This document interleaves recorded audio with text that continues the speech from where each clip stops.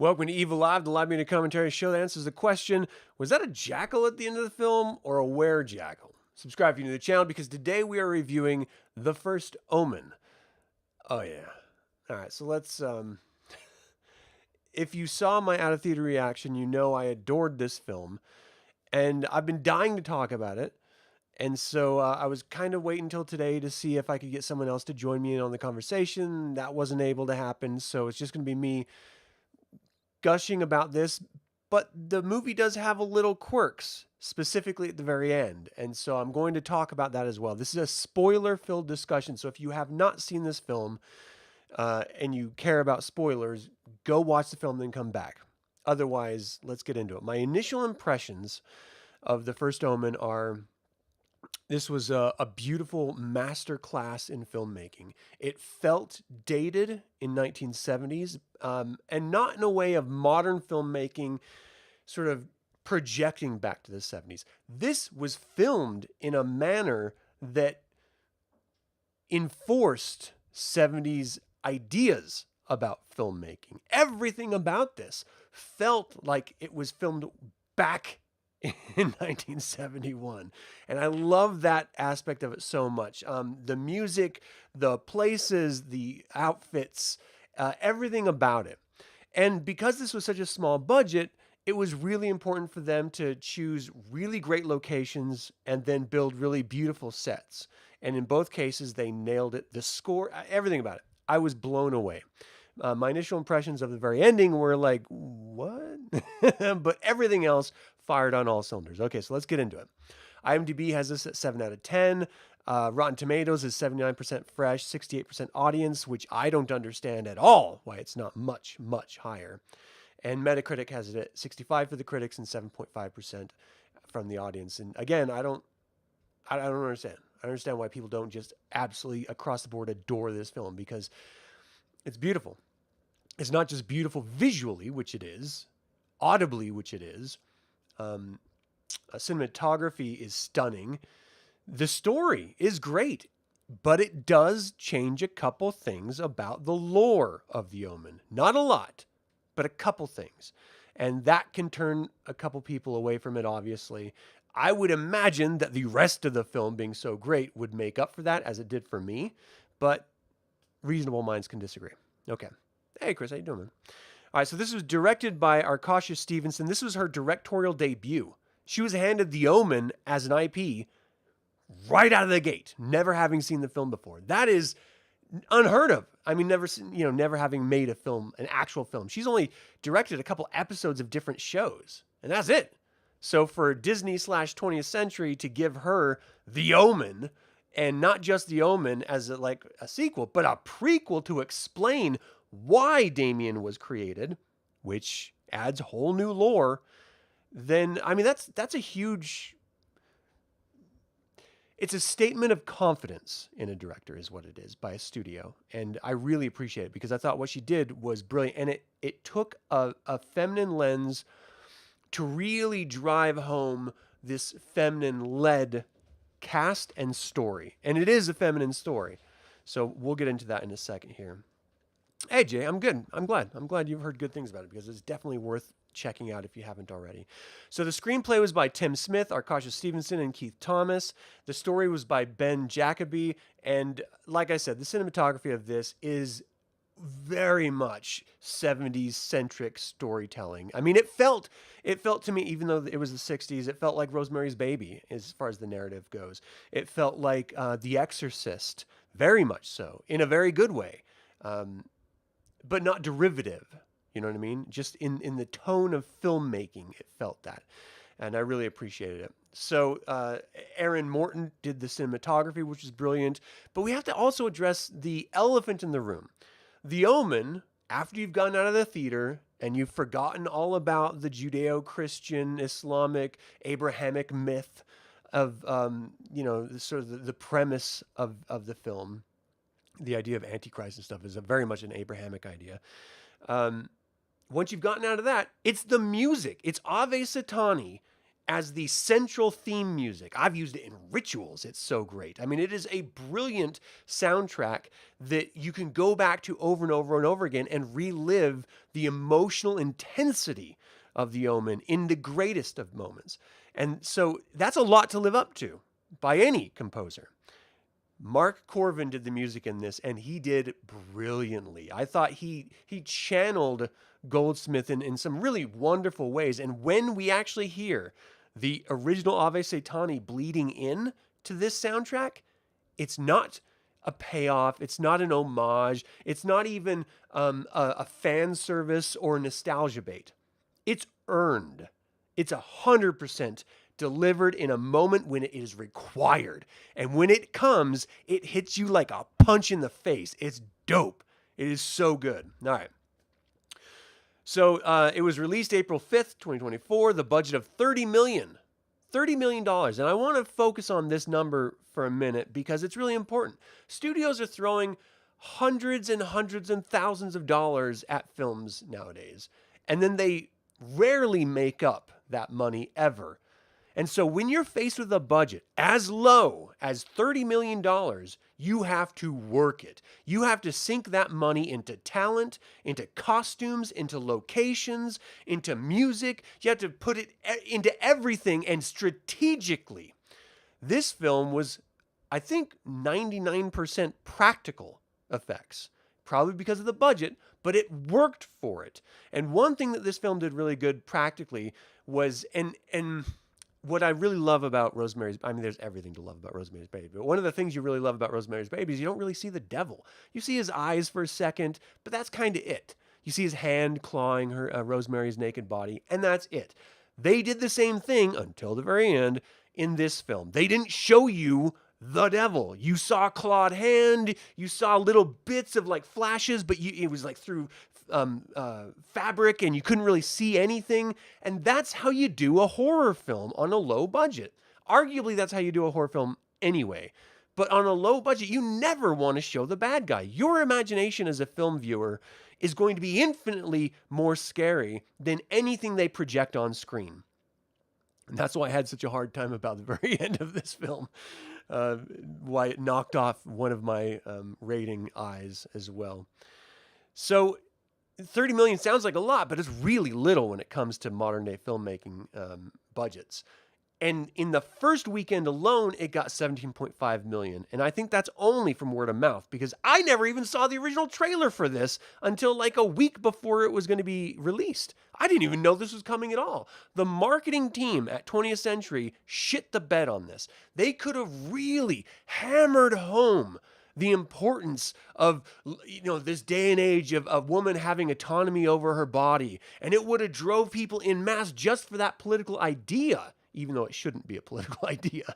That alone should have drove people into it. But they never talked about that at all. They could have tackled in the Omen fan base by bringing up this idea about why was Damien brought to Earth? What is the secrets behind his creation? That would have driven Omen fans into the theater. But most of us didn't even fucking know about it. And so there's 100 billion things they could have done that they didn't do that made this a very low opening weekend. And I'm afraid that it's just going to trickle off from here, even though it's a damn good film and it's going to live up to the annals of the Omen as a franchise as the top 2 or 3 Omen films of all time. I'm not being superfluous here. I'm not being a hyperbolic. I'm 100% serious. This is like my third or fourth favorite. All right, now I'm thinking of the remake, which I actually really, really loved. This is my probably third or fourth favorite Omen film of all time. I'm going to have to do a ranking of them and review them all because they're brilliant. Well, most of them are brilliant. There's some shitty ones. All right, like one of your favorite horror movies, the 63 Haunting. 63 Haunting. That was a great film. That was a whole nothing 100% atmosphere. Yeah, no, that was a great, scary, scary film. I really liked that one. All right, so the log line of this film is a young American woman is sent to Rome to begin a life of service to the church, the Catholic Church, but encountering a darkness that causes her to question her faith and uncovers a terrifying conspiracy that hopes to bring about the birth of evil incarnate. So if you just watch The Omen or you're just generically familiar with Abrahamic mythology, especially when it comes to the Catholic Church. They specifically double down on the idea of, and especially the original Omen franchise, the original trilogy, on the devil having a son that comes and brings about a new age, which would then herald the destruction of the world and basically the apocalypse. And that's, in Revelations, that's the whole thing. It's all about Revelations. But they never really describe how that happens, why that happens. This film does that. So we're seeing it all through the lens of Margaret Dano, played by Nell Tiger Free, who is brilliant. I mean, she was great in Servant. I didn't even realize she was in Game of Thrones until recently. She was only in it for a little bit. But in everything that I've seen her in, she's been great. The last season of Servant shit the bed, but that's not her fault. She did great in the role she was given. And then the other person that you really need to focus on, because it's a legacy character, is Father Brennan, a young version. I mean, he's still older in this, but he's a young version of the Father Brennan that we see in the original Omen. And he is out there trying to warn the other priests and nuns in this monastery about this evil conspiracy. And no one wants to believe him. He has zero proof, but he's doing his damnedest. He actually ends up reaching out to Margaret, which is the heroine victim of the film, I guess. She's the one that sort of suffers. Hey, Funeral Pyre, how you doing, man? This is so good. This is such a good film. I hope you enjoyed it if you went and saw it. All right. And so the other big major character that you should be aware of is Cardinal Lawrence. He is basically a father figure. So Margaret's backstory is that she was born in an orphanage, and she was sort of bullied because she had visions, and the nuns in that orphanage thought she was making up and lying, and so she ended up rebelling and stuff, and so she was sort of punished a lot as a little child. Cardinal Lawrence brought her around, and he basically mentored her in how to manage these visions by disbelieving them and understanding that they're figments of her imagination. Now, there's a moment at the very beginning of this film where the cardinal picks her up at the airport in Italy, in Rome, and they're going to the monastery. And he says, I'm hoping that there's a way that you can help, because right now in the world, in 1970s, in Italy, there's this massive revolution, just like in the 60s there was, and in the 70s there was in the United States. This massive revolution against belief in structured organizations like the Catholic Church, specifically in Italy, but all around the world, whether it's the government that's running the military or religious institutions, whatever it is, the youth was rising up in this era. And so it really paid homage to that and played into the era and used it for story in a very interesting way, because it is at the core of the cause of making Damien a reality, of having the devil's son come to earth. And it's a cause, spoiler, created by the Catholic Church, which fits in with all reality. The Abrahamic myth was made up. All of it was 100% made up. It was made up by priests initially in order to control peoples, slaves in this particular era. Then it was created and codified and refined by a Roman emperor who was faced with a failing empire, and he used it to unify his empire. And then it's used later by the Vatican to control other kingdoms around the world and build up this massive banking infrastructure. And now it still exists in an effort to control individual communities and individual peoples for socio-political reasons. It's always been about control, and that's why they made it up. And so it makes perfect logical sense that Damien would try to be manifested into the world not by Satan himself, but by the fucking Catholic Church in order to control the youth that is currently out of control. It's amazing. I was so happy that they used that as the hinge, as the catalyst for everything in this. The church realizes they're losing people and they have to get people back. So they need a bad guy. If you don't believe Satan exists, then there's no reason to go to church. That's literally the only reason. Hellfire and brimstone. You have your own inner moral compass. You don't need an organization or a religious institution to tell you how to do things. That's, again, one of the lies that they created. If you don't have church, you'll go around killing people. Come to church. No, that's a lie. Every human being has a basic moral compass. Some of them are more broke than others because of environmental conditions, how they were raised, their own chemical differences in an individual. But by and large, everyone has a moral compass. And it's based on how you want to be treated and how you treat other people. And it's so interesting to me that they use that as the hook, which immediately made this whole film believable because it's based in reality, right?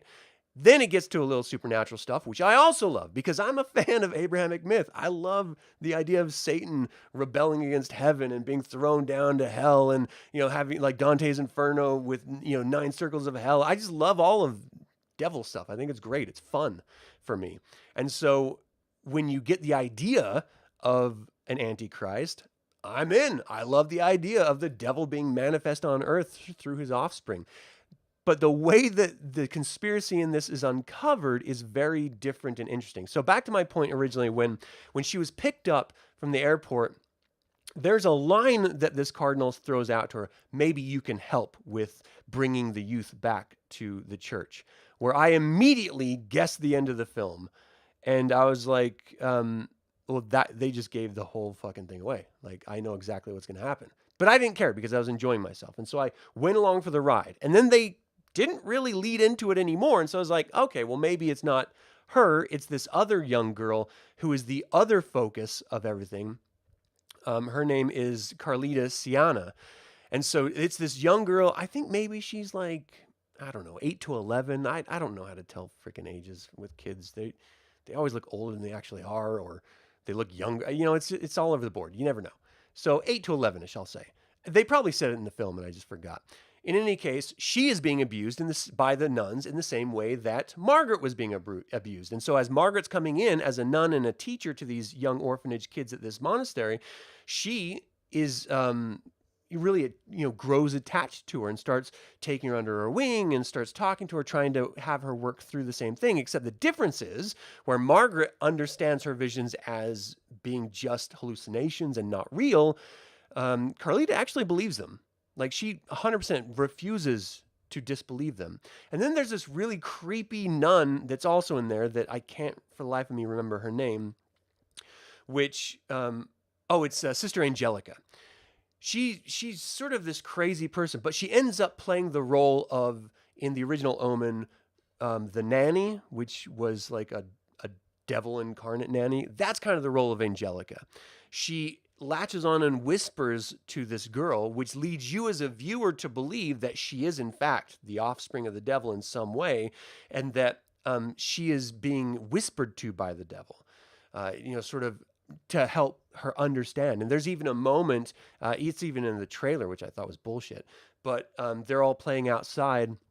And this Angelica character goes up to the balcony and she looks down. She's like, "It's all for you," lights herself on fire and then jumps off and hangs herself like the original nanny did in the original Omen. She didn't burn herself in the original Omen, so they just sort of one-upped it. But it was still that same vibe of a moment.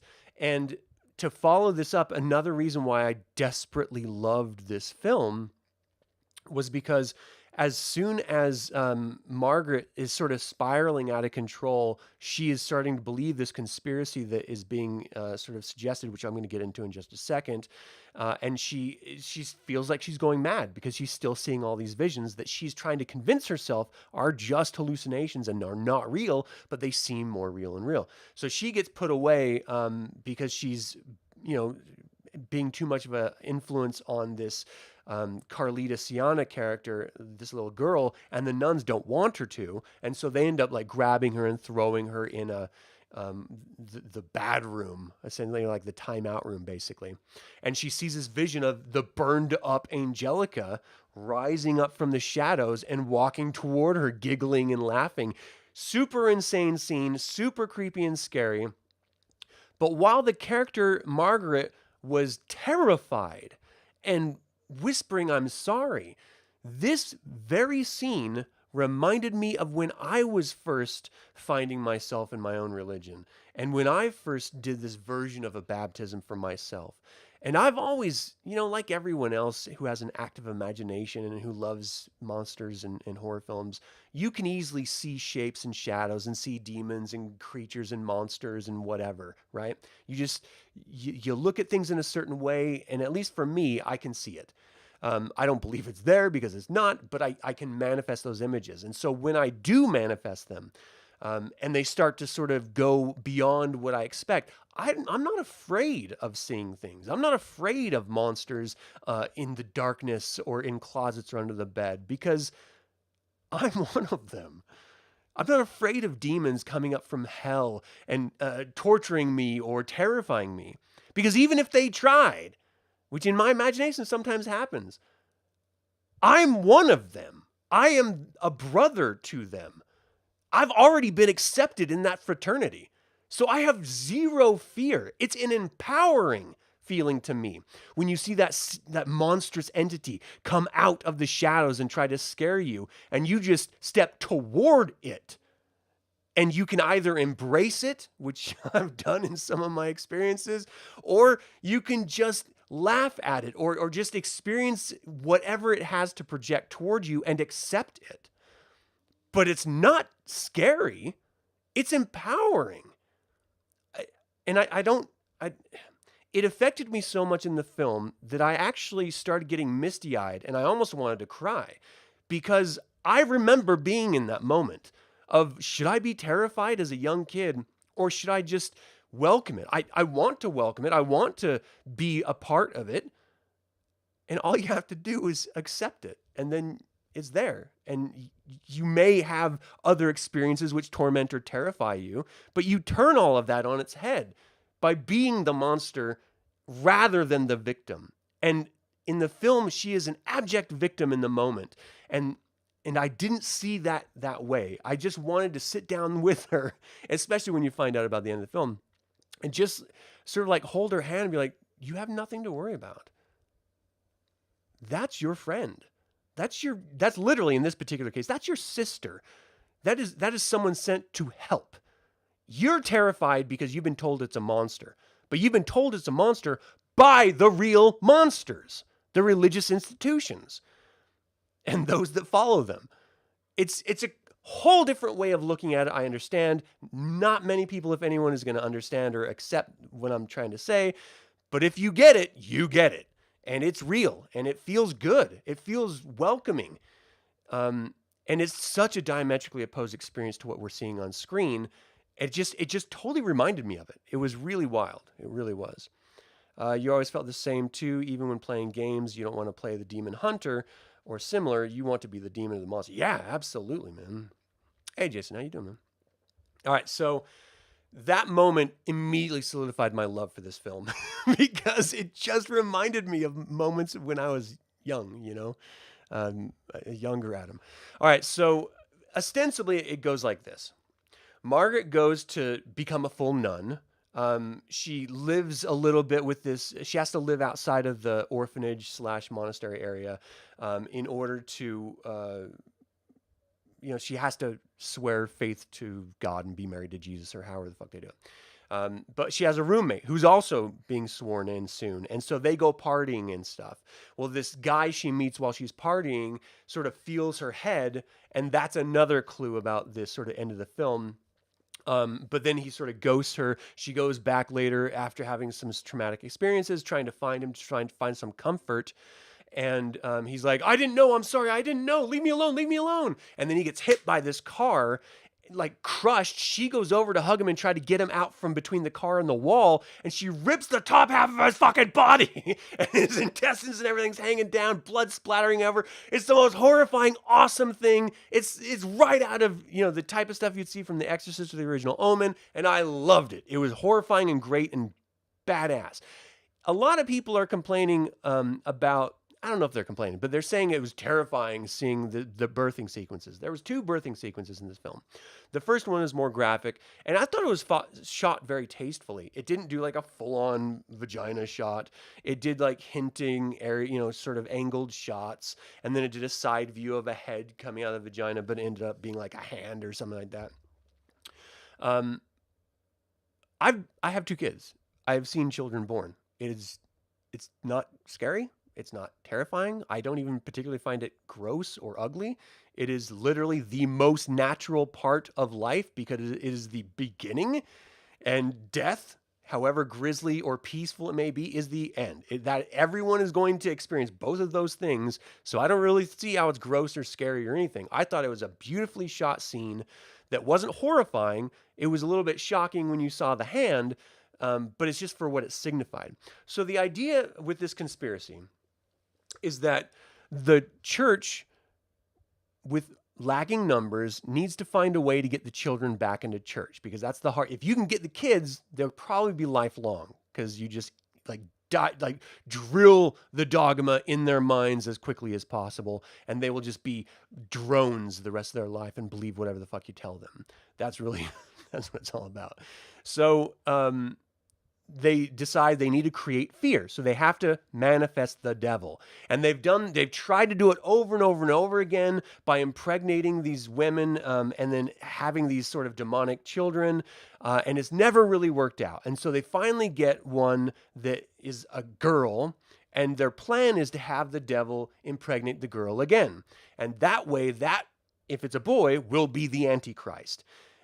If it comes out and looks normal. If it's abnormal or something, then they murder it and they get rid of the body or something. This is all done by the church, the Catholic Church, not by Satanists or demon worshippers or anything like that. The true bad guys, the church. So Margaret's in the middle of it because she doesn't want this little girl, who is the result of this conspiracy, of this birth, to have to be fucked by a demon or whatever human is acting the role of the demon. She's terrified for this kid's life and her potential sexual assault and abuse. And it just pays into this idea of feminine autonomy over your body, which parallels today's experiences real with the fall of Roe v. Wade and what some women are really suffering in some of these states in the United States, with having to carry babies that they genuinely don't want or never asked for or were raped and have. So she's worried about it. Then she gets approached by Father Brennan, who tells her that this is a Catholic conspiracy about the devil. She thinks he's insane, but then she starts seeing and hearing things that start to make her really question whether it was insane. She goes into the records files, finds out that there's a lot of other babies. She brings all the files away finally to Father Brennan's apartment, and another priest and Father Brennan are going through them, trying to figure out who the first successful baby was, because there was a first successful baby. Not just the second one, which is the Carlita Sienna. And of course, like I first guessed at the very beginning and is now evident in the very end, again, this is a spoiler, people, Margaret was the first baby. She is the first successful child. And it's not Carlita Sienna that's going to be fucked by the devil. It's Margaret.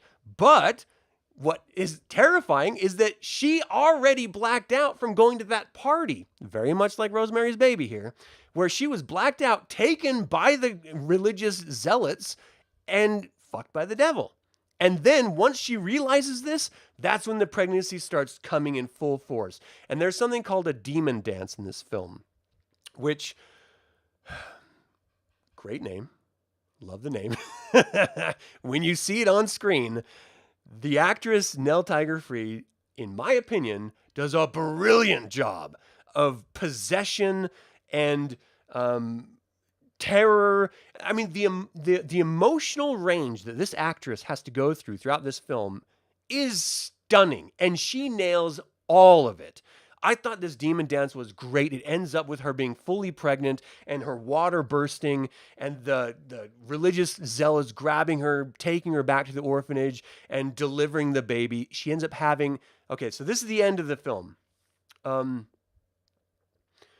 This is a big spoiler, and this is a big change from established Omen mythology. So this is where people are going to either end up hating the film or disliking it, or they're just going to accept it and move on like I did. She had twins, right?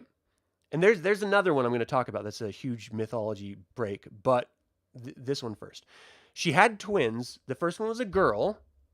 The second one was Damien, a boy. And that's where Ave Satani music kicks in full force. And I was just grinning ear to ear. I was like, yeah! Like screaming in the theater. And people, there's only like a couple people in the theater. I'm sure they thought I was an insane person. But it hit so hard emotionally because they're like, he's here! They did it! And like on one hand, you're like, well, they're religious people. I don't want to be cheering for the Catholics because fuck the Catholics. But it's Damien, and I like Damien. He's the fucking Antichrist. So I'm just like, fuck yeah, good job, church. It was a weird experience to have on that. But like I said, it was an earned moment to get that music. But then you start getting this sort of Ninth Gate vibe when fire starts coming around and they abandon the mother. The other child, Carlita Sienna, runs in to help Margaret, who was stabbed. And, she has the daughter baby, but the cult took Damien because obviously he's the Antichrist. And so the end of this, what they did so brilliant throughout everything was never showing the devil, which ostensibly is the jackal that's fucking these girls to make Damien ultimately. So he fucks a girl in order to get a girl so that he can fuck his daughter in order to get Damien. That's what it comes down to. But when the thing is burning up, the room is burning up, they actually show this jackal looking thing. And it doesn't look good at all. So I'm on the heels of going, wait, twins? What the fuck does that mean? There's twins. So is she like the devil's daughter? Like Lucy, daughter of the devil? Or is she like the savior and this is like a weird duology or something? It still is open-ended and it's never explained it, and it kind of bothers me, to be fair. But then seeing the devil, whatever was personified as the devil in this film, bothered me a little bit more. Because I didn't want to see it. I thought they did such a good job with old school storytelling that they didn't have to show it. And they still don't have to show it. But they did, and fuck them for doing it. Because it actually brought down the film a little bit. Not enough to make me not like it. But still, I'll stop watching at that point. Because after that scene, we find out that Margaret, with Carlita Sienna and her daughter, all move out into the woods. And they're living their life out in the woods while Damien is smuggled over to the U.S. Embassy and given to the ambassador to the United States, like we saw in the beginning of The Omen. And so you're left going, questioning, why? You never survived. First of all, you didn't survive because you didn't exist. You were the jackal. That was the whole mythology of the original Omen, was the female jackal that gave birth to Damien. That's what they found when they went to the graveyard and saw the body. They saw the jackal of the mother. So that was the huge change. It was a woman and a male jackal rather than a female jackal and the devil. I don't know. A weird horny dude. I'm not sure what how it originally would have happened, but it bothers me. I don't like her living a happy life at the end. And you have Father Brennan coming in. He's like, look, they're going to come in after you. You need to understand that. And so just like the very end of The Voyage of Demeter, which was, I thought, a brilliant horror film, and talking about a moment in Bram Stoker's Dracula, which was kind of glossed over a little bit, they ended it with the potential of spinning it out into a new universe and telling more stories and stuff.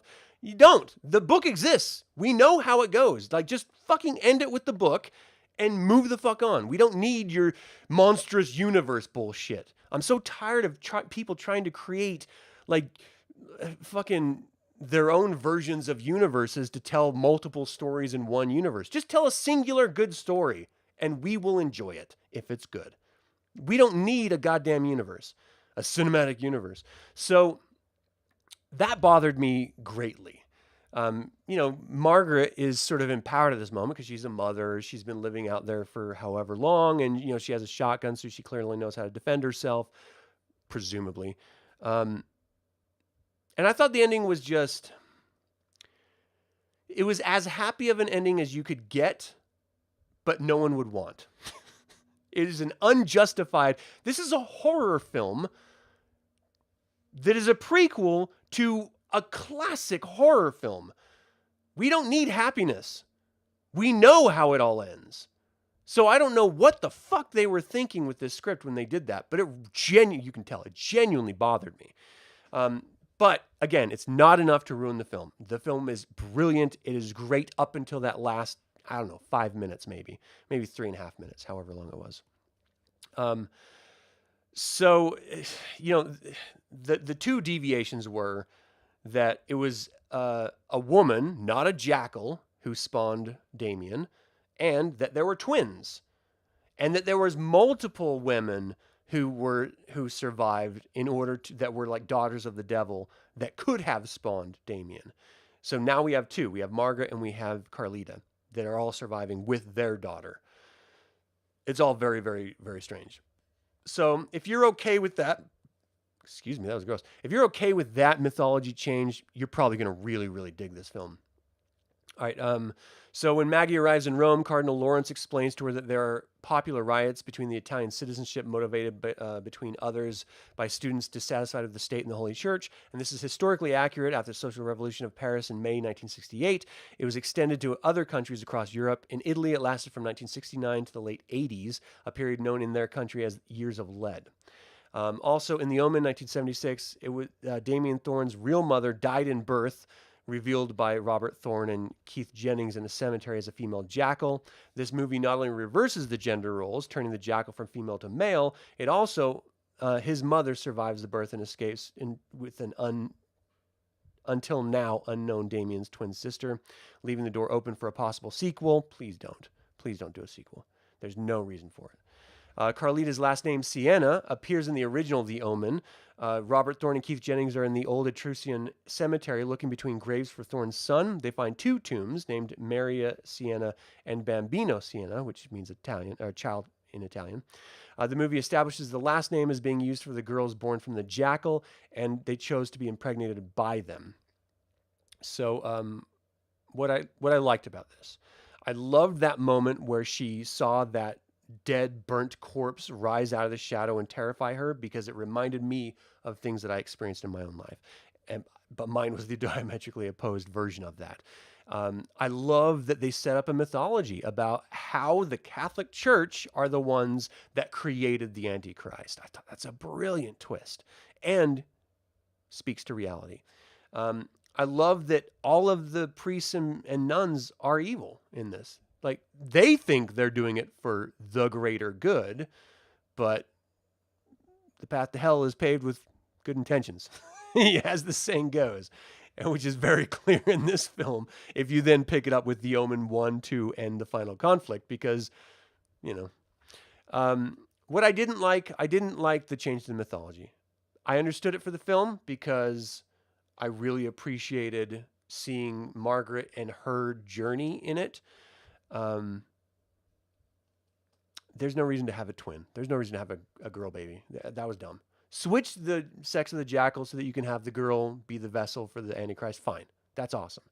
But another baby? I don't know. I don't know. It makes no sense. All that being said, I ended up giving this 4 out of 5 evil eyes. This is almost a perfect period film. Almost. If it wasn't for that ending, it would have been perfect. Everything up until the place is burnt and you think Margaret dies is perfect. From that point on, it suffers. And it would have been perfect if not for that one small thing. But again, the music in this film is brilliant. The cinematography is brilliant. When it goes to Italy and they're in the dance club and you're getting like modern to the era songs, it feels great. I was tapping my toe. I wanted to get up and dance with them. I mean, it looked like they were having a great time. I love the idea that she has 666 in her head. And like The Omen is one of those films, when I was... This sounds so stupid. When I was a young Satanist, I ended up getting 666 tattooed on my fingers because I wanted that visceral connection. I literally wanted to be branded with exactly what Damien was branded with because I identify with him. I understand what it means to be that. because I am that. So it speaks to me different than I think it does most people because of those situations. And there's other people that it's going to connect with as well for the same reasons that I connect with it, which makes it infinitely more special. And you can't help but even accept the mythological changes because it still speaks to the same truth that you've understood your entire life. That the Catholic Church is evil and monstrous, that the devil is actually completely misunderstood and on the side of man and always has been, that if you manifest the metaphor of Satan in your life, that you can become empowered and powerful for it, that it actually benefit you in innumerable ways based on your desires, your actions, and your choices. I mean, it's abjectly a beautiful thing. And this film, this version of Abrahamic mythology, encapsulates that brilliantly without ever knowing that it's doing it or even trying to do it.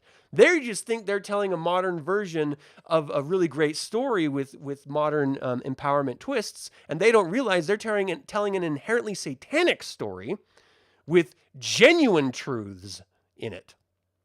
That's dope. I mean, come on. Hey, engineer, how you doing? Thanks for tuning in. Absolutely correct. You survived the Catholic Church school background. You totally agree. Can't wait to see the movie. You're welcome for the review. Have a great day, man. Not like Realm of Satan and Goat Birth. Nope. Nope. Yeah, you definitely got to see it now, Jason. 100%. Without getting too much away from what didn't you like about the ending was open-ended, convoluted, only because it left it open for a sequel. And there's no reason for that, you know? It's supposed to lead directly, and for all intents and purposes, it leads directly into the Omen. So any sequel would be a parallel story to the Omen's story. And I don't care about that parallel story. So I just don't want it. I don't think there's any reason for it. There's no justification for it. You don't need it. All right, so that is my review. Thank you guys so much for tuning in and checking it out. I hope you have a fantastic day. Let me know what you think about the first Omen. Have you seen it? Do you mind mythological changes in the story? Did you enjoy what was presented? Did it speak to you in any way? Let me know in the comments below.